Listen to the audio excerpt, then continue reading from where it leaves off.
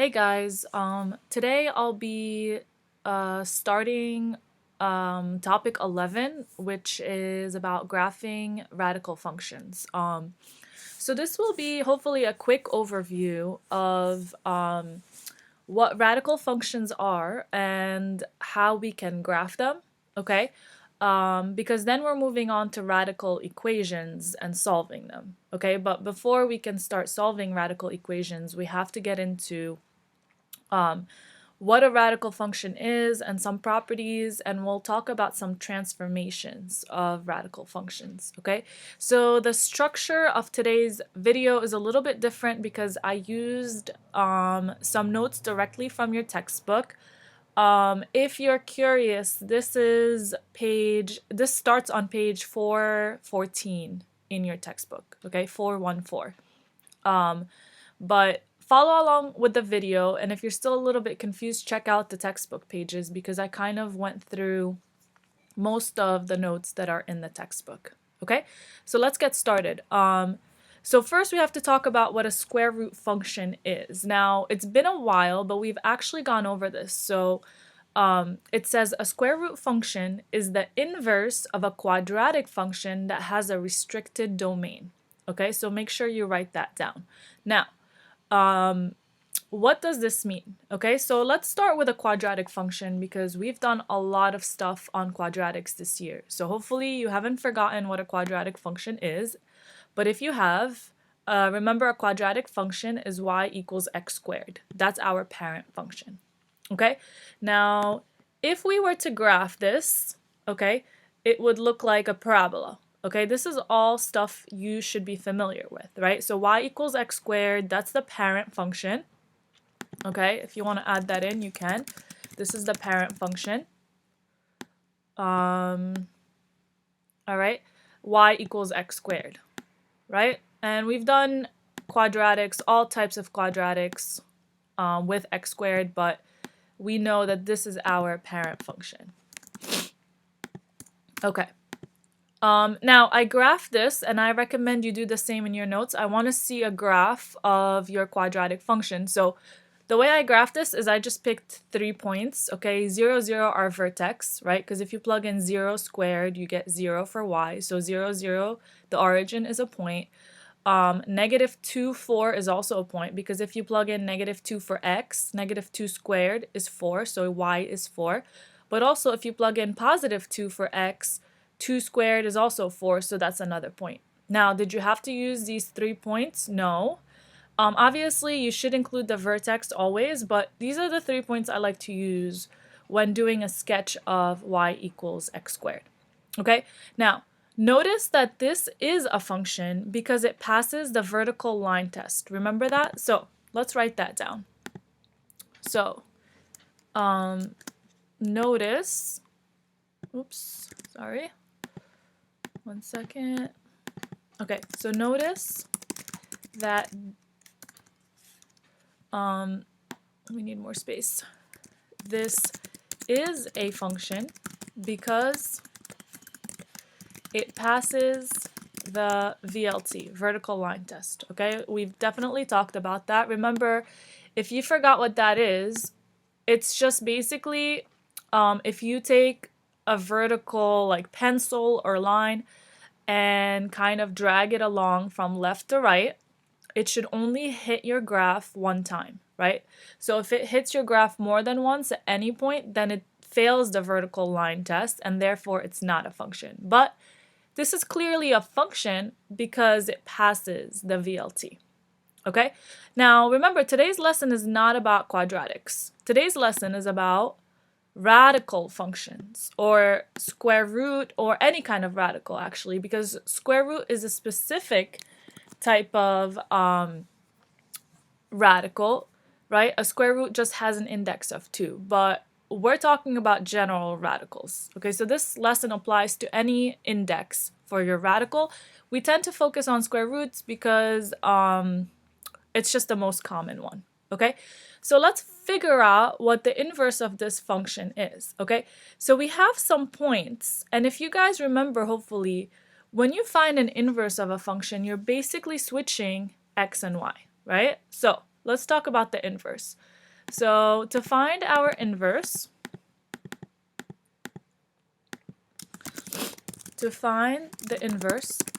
just switch x and y, right? Now let's use our original points. So 0, 0, if I switch that, nothing changes there. It's still 0, 0, right? Negative 2, 4, if I switch those, 4 comma negative 2, okay? And then 2, 4, if I switch those, it'll be 4 comma 2. So those are our new points, and we're gonna graph them.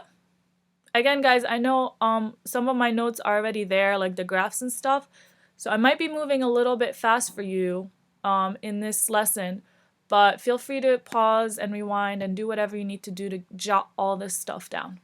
Okay, so here's my graph, all right? And these graphs don't have to be perfect in your notes, just, you know, do the best you can. As long as you have a nice sketch that's easy to understand, I'm good with that. Okay, so let's graph our new points just to see what this inverse looks like. Okay, so 0, 0 would be here. Okay, 4, negative 2, so 1, 2, 3, 4, and then negative 2 would be here. So that's 4, negative 2, and then 4, 2 would be here, right? So if I, this is gonna be hard. Let's see if I can do better. Oh, not bad. All right, that was not great, but let me try one more time. It's much harder on the computer.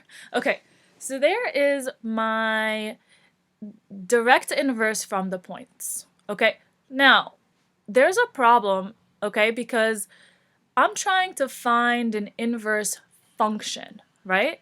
So what's the problem here? If I want an inverse function, I have an issue because as you can see, this fails the vertical line test, right? It's very obvious. I mean, any line here, for example, or here would touch your graph in two places if I draw any vertical line, basically, except here, right? But anywhere else, it's going to touch twice. And it fails the vertical line test as long as you find one case where it touches twice, okay? So this fails the vertical line test. Okay, let's write that down. This graph fails the VLT, which means it is not an inverse function, right? It's not an inverse function. So that's an issue. We want this to be a function, okay? So what we're going to have to do is what we call limit or restrict the domain, okay? So if you look at the definition, a square root function is the inverse of a quadratic function that has a restricted domain. So if you want your square root to be a function, you have to restrict the domain. By the way, how do I know that this graph is a square root? Well, let's look at our original function, y equals x squared, and let's switch x and y and solve for y. Because remember, that's how you find an inverse, right? So let's find the function for this. So here, oops. Oh man, I don't know what happened here. Okay, there we go. So here, if I wanted to find the inverse equation, I would do this. I would do, so our original was y equals x squared, right? So y equals x squared. Let's switch x and y. So x equals y squared. Hopefully you remember this. I think this was like topic 1 or 2. Actually, I think it might have been topic 2 in the very beginning of the year. Okay, so you switch x and y, and then to find the inverse, we have to solve for y, but y is being squared, so I have to undo that, okay? We know that, sorry guys, still haven't gotten the hang of this fully. Okay, let me do that again. Very frustrating. So x equals y squared, we switch them. Okay, now we have to undo the squared, so square root both sides. Okay, so y, because the square root of y squared is y. Now, square root of x is technically plus or minus square root of x. Okay, so this right here, y equals plus or minus square root of x, that's not a function, okay, because that's this graph. Y equals plus or minus square root of x. That's this graph. And we know this is not a function. So let's write that. Not a function. Okay? In order to make it a function, we must restrict the domain. So, in order to make it a function, we must restrict the domain. Okay? So what that means is we have to forget about the minus part. We have to just focus on the positive square root of x. Okay, so what that means is for a quadratic function to have an inverse that is also a function, we have to consider only the positive values in the x.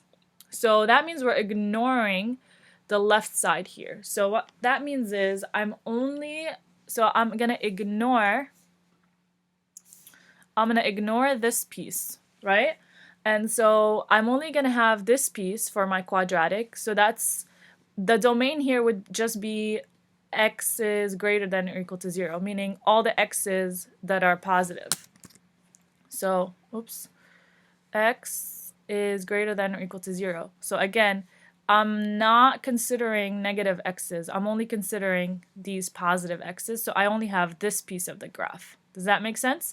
Okay, so once I restrict my domain to just my positive x's, then with my inverse, what that means is I ignore the bottom half of this. Okay? And so what happens is we end up with our original, which is y equals x squared, but only when we're talking about positive values of x. And so our inverse would be y equals square root of x. Okay? So only the positive square root of x. All right? So I want to show you something on Desmos. Okay? So here's Desmos. Now, if we were to graph square root of x, you can pull up the square root function by using the keypad here, and you should find it over here, right? So here's my square root, and here's my x. So take a look. Square root of x, when you graph that on Desmos, it's only this piece, right? Like we said, we're square root of x by itself, just the positive square root of x, ignores this bottom half. Okay? But if you wanted that bottom half, you could write negative square root of x, and you'll see it'll draw the bottom half, which is pretty cool. Okay? So let me just reiterate what I'm trying to say. All we're saying is that in order for a quadratic function, so a quadratic function is always a function, even with this left piece, because it passes a vertical line test. But the reason we have to restrict the domain, meaning just consider the positive half, is because we want an inverse that's also a function. Now, if I take the inverse of this whole quadratic, I end up with this whole inverse right here, which fails my vertical line test. But if I ignore the left piece here in my original quadratic function, then in my inverse, I get to ignore this bottom piece, and that way now this graph by itself, right, does pass the vertical line test. So if I go back to Desmos and I take away the bottom half, clearly this graph right here passes my vertical line test. Okay? So that was actually kind of a review. We've talked about this. Hopefully you remember. But that was definitely something we talked about. Okay? So now that we know what a radical function looks like, okay, it's just y equals square root of x. So this is our radical function. Okay, radical function. now that we know what our radical function looks like, I have a graph for you to copy, a table. Okay, it's going to look complicated, but I'll explain it. Here it is. This is straight from the book. By the way, in case you wanted to get a better look, this is page 415 in the textbook.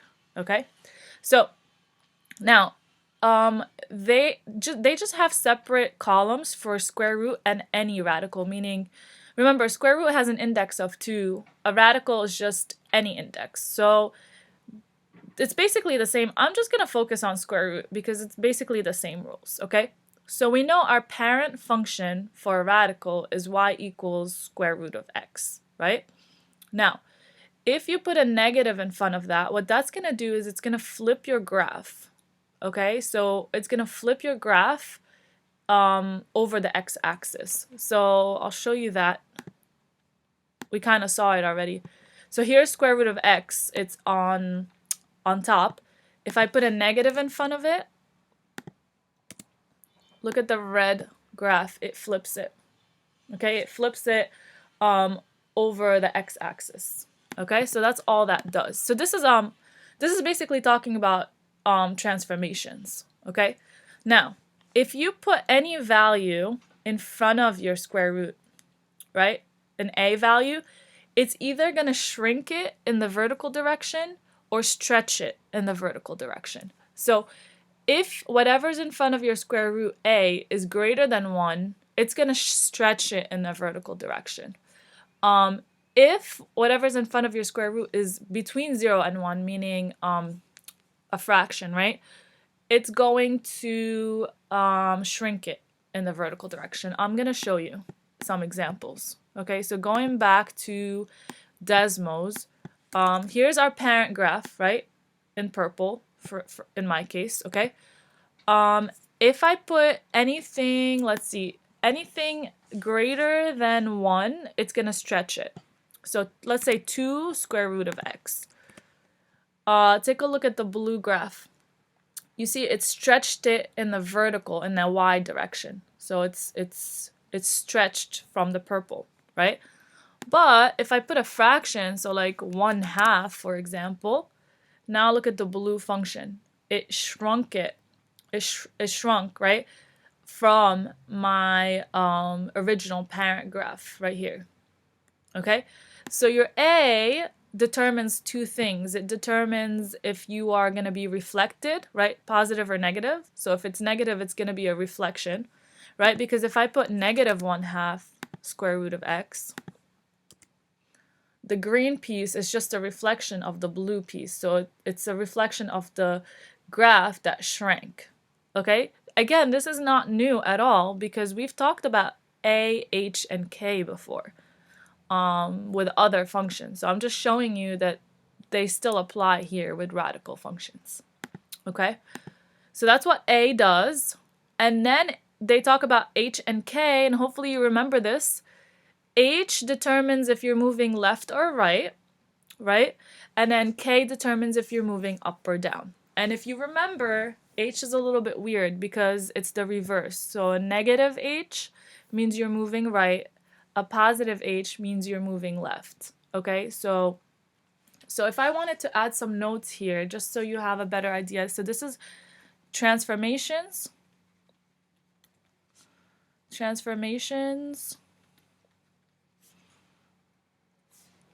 With A, H, and K, right?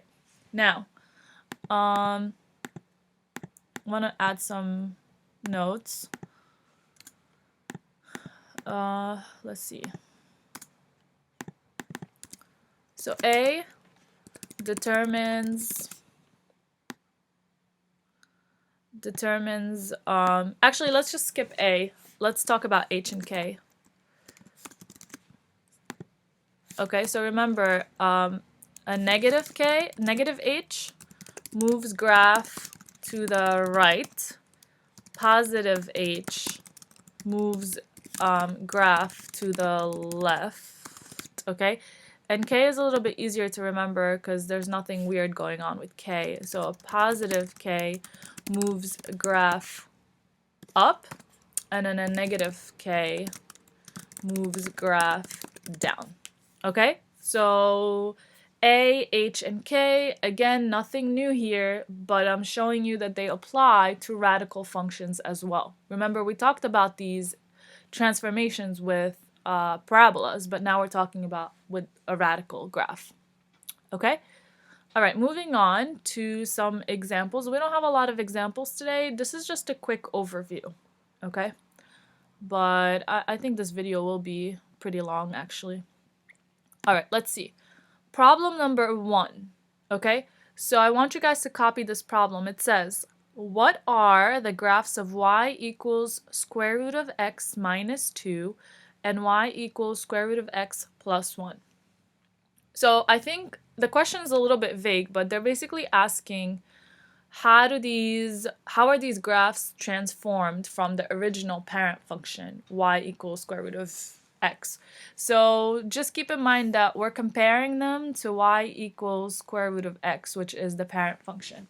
Okay, now if you look at the minus 2 and a plus 1, it's on the outside. So this is actually k, the k value. I hope that makes sense. It's not on the inside of the square root, so it's not h. So this is k. So what does a minus 2k do from the original graph? So that's just going to move the graph down 2 units. I hope you realize that. So it says the graph of y equals square root of x minus 2 is the graph of y equals square root of x shifted down 2 units. That's it. And then how about here? Sorry. Y equals square root of x plus 1. Again, this is k, so what is that going to do? It's just going to move it up 1 unit. So the graph of y equals square root of x plus 1 is the graph of y equals square root of x shifted up 1 unit. Okay, we should be writing the question down and the answers. Even if I'm moving too fast, guys, pause and write this stuff down so you have it in your notebook. Okay, now they show us a graph here of what's happening. So hopefully you can see the dotted graph is our parent function, y equals square root of x. The blue graph is the square root of x minus 2, which is the dotted graph moved down 2 units. So every point is moved down 2 units. And the red graph is just y equals square root of x plus 1, which is the dotted graph, the original, moved up 1 point. Okay, so I would also include this quick sketch with the 3 functions labeled, so you know which one's which. Okay, a quick sketch is fine. It doesn't have to be perfect. Okay, so with these transformations, just think about your h, your k, and your a, right? A, h, and k. Check to see, is this my h? Is this my k? Is this my a value? And then you can figure out what's happening based on if it's your a value, your h value, or your k. Remember, h moves your graph left and right, k moves your graph up and down, and a either shrinks your graph or stretches it, and also if it's negative, it reflects it over the x-axis. Okay? Now, I have some problems for you to do on your own, and I want you to include them in your notes. So here's a got it problem. Okay, so it says, what are the graphs of y equals square root of x plus 2 and y equals square root of x minus 3? So I want you guys to answer this question in your notes. In your notes, okay? And again, remember, you're comparing each one. I know the question is not really worded that great, but you're comparing each one to square root of x. So they're saying, how does this function differ from y equals square root of x? And how does this function differ from y equals square root of x? So it should be pretty easy, I hope. Okay, so write this question down and pause this video, answer the question, do a quick sketch, and then move on to the next slide. Okay? All right, I'm not going to answer it for you because I think these are pretty straightforward, and I want to see you guys do some problems without me just trying something different. Okay, next slide. Problem number 2. Okay, so it says, what are the graphs of y equals square root of x plus 4 and y equals square root of x minus 1? So, couple of things. We're still comparing to our parent function, which is square root of x. Now, notice this plus 4 and this minus 1. What's the difference here between this and the last problem? So the minus 2 here was outside the square root. Here, we're inside the square root. So if we're inside the square root, that means this plus 4 is h, and this minus 1 is h. And remember, h is the reverse. Plus 4, and remember, h moves us left or right. So plus 4 means we're moving left 4. And minus 1 means we're moving right 1. Okay? So here are the answers. The graph of y equals square root of x plus 4 is the graph of y equals square root of x shifted left 4 units. So plus 4 is left because it's inside the square root. So that's your h. The graph of y equals square root of x minus 1 is the graph of y equals square root of x shifted right 1 unit. So minus 1 is right. Okay, and here is a quick sketch of all 3 functions. Again, the dotted function is the parent function, y equals square root of x. The blue function is square root of x plus 4. Notice it's just the dotted function shifted 4 units to the left. And then the red function, y equals square root of x minus 1, is just the dotted function, the parent function, moved to the right 1 unit. Okay, and here's the problem that I want you guys to do in your notebook. What are the graphs of y equals square root of x minus 3 and y equals square root of x plus 2? So tell me how this differs from the parent function y equals square root of x, and tell me how this differs from the parent function y equals square root of x, and then do a quick sketch of all 3 functions. Again, here's where I want you to pause, do this problem before you move on to the next slide. Okay? And finally, we have example 3. They want us to graph a function, right? So notice first that this is a square root function. So we know it's going to have that general square root look where it's just a curve, right? But there's a couple of things, okay? You have an a value, -1/2. You have an h value, -3. And you have a k value, +1. So, I'm going to show you how to graph this in steps because they want you to graph it by hand instead of just graphing it like on Desmos or whatever and then copying it in your notebook. So I'm going to show you how to do this by hand. So here's step 1. Okay, step 1 says choose several points from the parent function y equals square root of x. So because we know that this function right here is a transformation of our parent function y equals square root of x, they want us to start off with some points that are on y equals square root of x, right? So let me go back to Desmos for a second. Here's y equals square root of x, okay? So let's choose some points that make sense. 0, 0 is definitely one we would do, right? Because that's an easy one. Then I would do maybe 4, 2, okay? And probably 1, 1. So let me see what points I picked. Yep, okay. So the reason I chose these points is because, remember your x, you're taking the square root of your x to get your y. So square root of 0 gives us 0. Square root of 1 gives us 1. And then square root of 4 gives us 2. So I picked numbers that give me whole numbers when I take the square root of them, right? So 0, 0, 1, 1, and 4, 2 seem to be pretty good. And they'll give us, you know, a good sketch of the shape, which is this shape, right? Okay, so those are the 3 points I chose. Did you have to choose these 3 points? No. I would say you should definitely go with 0, 0 because that's a main point on your graph, right? Like this is like the end point of your graph. So I would definitely choose 0, 0, but you didn't have to go with these 2 other points. You could have chosen like, let's see, you could have also done like 9, 3, because square root of 9 is 3, or you could have done 16, 4, because square root of 16 is 4. Okay, so you get the idea. But these are nice because they're not, you know, like big numbers, and they're easy to work with. Okay, so that's step 1. Hopefully that makes sense. So these points are not on this graph, they're on this graph, but because the function that they want us to graph is a transformation of our parent function, we're going to take these points and transform them according to the transformation rules. Okay, here's step 2.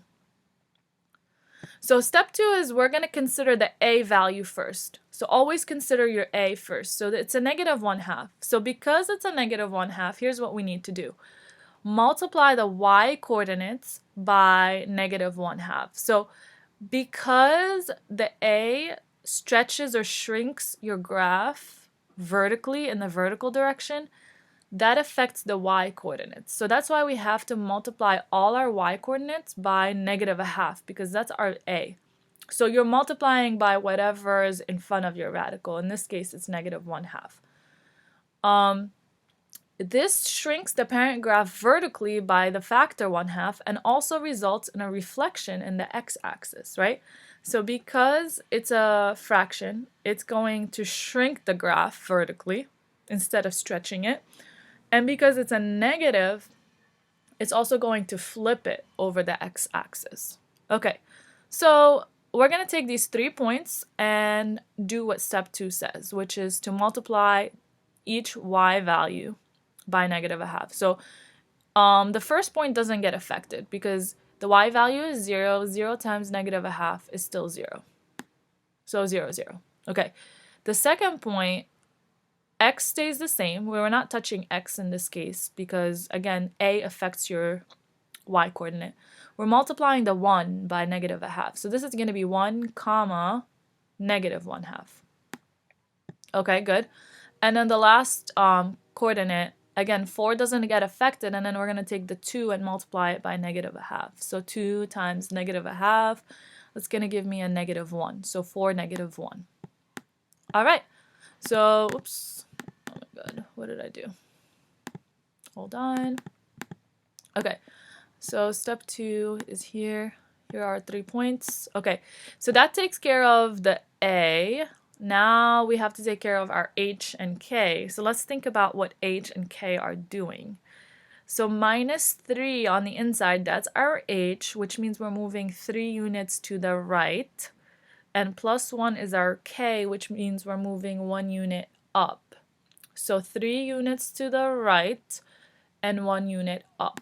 So step 3, it says since h equals 3 and k equals 1, I guess, yeah, so I said h is 3, but this is a minus 3, so that might be confusing. But the standard is with the minus already there, so that's why I said h is 3. But because it's a minus 3, that means we're moving to the right 3, okay?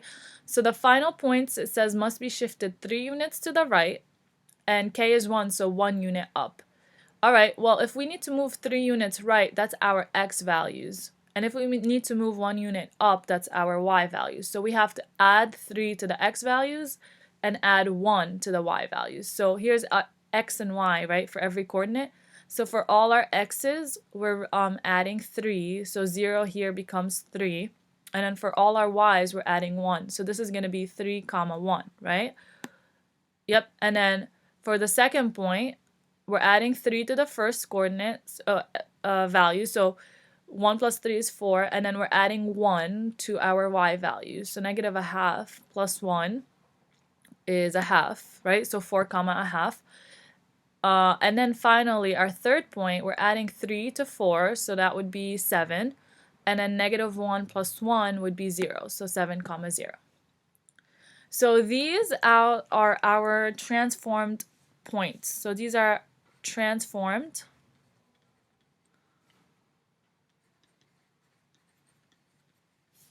points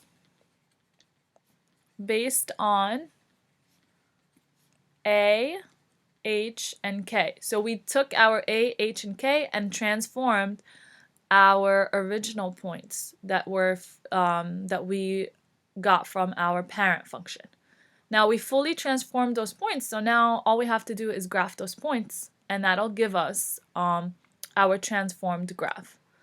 So step 4 is to graph. Okay, and I'm going to show you what they have. Okay, so so step 1 is just our parent function. You see this dotted line? That's just square root of x. Step 2 is after they applied a, right? So actually, I'm going to show you how to do this without their graph is confusing, I think. So I want to show you what they did, basically. Let me show you. How come it's not letting me? Let's see. Okay. So we'll graph it together, okay?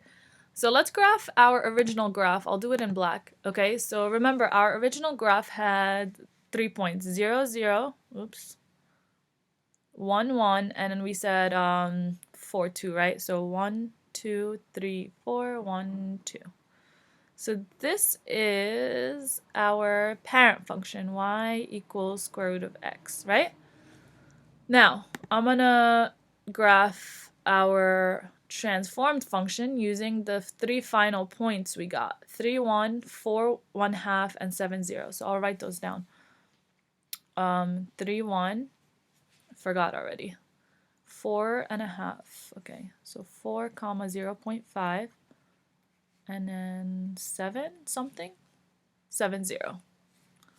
Okay, let me graph those points now. Let's see.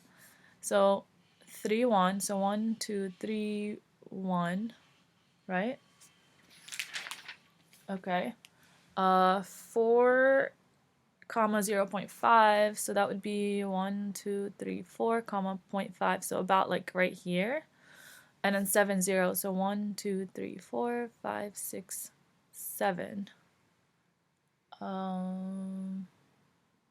Oh, oops, sorry, that second point is wrong. It should have been here.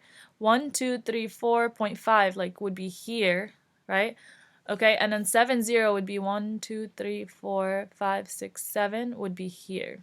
So it looks like this. Okay, it's a little bit hard to see, but I'm gonna show you on Desmos what that looks like. Let's see. Okay, so here's our parent graph, and then I'm gonna write, get rid of this. I'm gonna write the new function and see if it matches our graph. So it's negative 0.5 square root of x minus 3 on the inside, and then plus 1. Minus 3 and then plus 1. Okay, take a look. So the light purple is our original parent function, and the dark purple is our transformed function. Okay, so it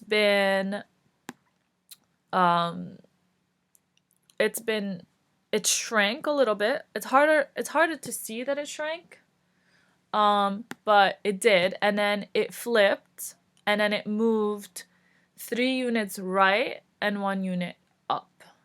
Okay, and yeah, that's it. So that gives us our final graph. Okay, and that's in their picture, that's the blue graph right here. Okay, so we'll do a little bit of practice with this. I won't ask you to graph too much. There might be a couple of ones that you have to graph, but as long as you understood the gist of this, I'm happy, because next we're gonna do solving radical equations. So I wanted to give an overview of radical functions first before we move on to solving equations using radicals. All right, and just make sure that your notes are thorough and that you do have graphs in there. I'm going to be looking out for your graphs and for the got it answers. Okay, so make sure you do those as well.